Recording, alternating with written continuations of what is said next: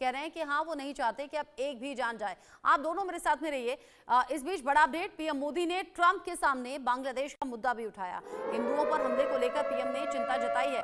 बांग्लादेश पर Donald Trump का बड़ा बयान भी सामने आया। बांग्लादेश का ख्याल पीएम मोदी रखेंगे, ये डोनाल्ड ट्रंप की ओर से कह दिया गया। साथ ही ट्रंप ने कहा कि बांग्लादेश पर भारत पहले से काम कर रहा है। यानी बांग्लादेश की जो चिंता भरी तस्वीरें पिछले कुछ दिन से लगातार हम देख रहे हैं, पिछले कुछ महीनों से लगातार देख रहे हैं, अल्पसंख्यकों पर हमला, हिंदुओं पर अत्याचार, हिंसक घटनाएं, उसको लेकर जब पीएम मोदी ने जिक्र किया तो डोनाल्ड ट्रंप ने कहा कि भारत इस पर ध्यान दे और भारत ऑलरेडी इस पर काम कर रहा है। Well, there was no role for our deep state. It was. This is something that the Prime Minister has been working on for a long time and has been worked on for hundreds of years, frankly. I've been reading about it. But I will leave Bangladesh to the Prime Minister. Well, there was no role for our deep state. It was. This is something that the Prime Minister has been working on for a long time and has been worked on for hundreds of years, frankly. I've been reading about it. But I will leave Bangladesh to the Prime Minister. Well, there was no role.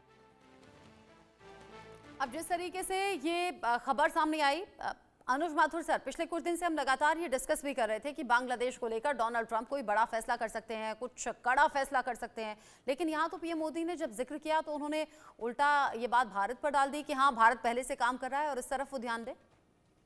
बिल्कुल रचना, देखिए ये बात मैंने कल भी आपके साथ बात करते समय यही बात कही थी कि बांग्लादेश जो है वो मसला हमारा है, हमें किसी ट्रंप की इसके अंदर आवश्यकता नहीं है।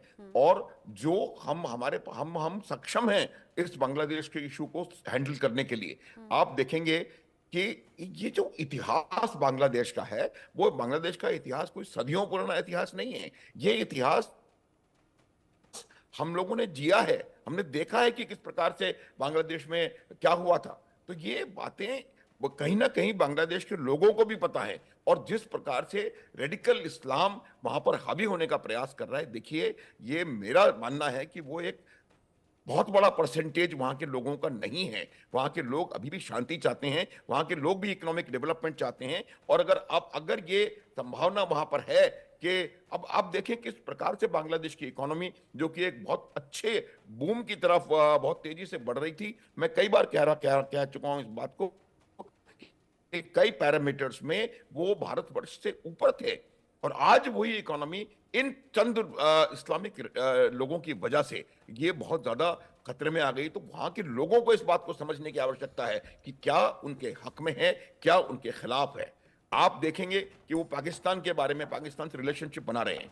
आप कोई दो राष्ट्रों में रिलेशनशिप बनाने का अर्थ होता है कि वहां की जो पॉलिटिकल हायरार्की है या वहां के जो लीडर हैं वो आकर के आपसे बातचीत करें, मिलें। और क्या विजिट्स हो रही है, बांग्लादेश का आर्मी वहां जा रही है, बांग्लादेश की नेवी वहां जा रही है, पाकिस्तान की ISI यहां आ रही है।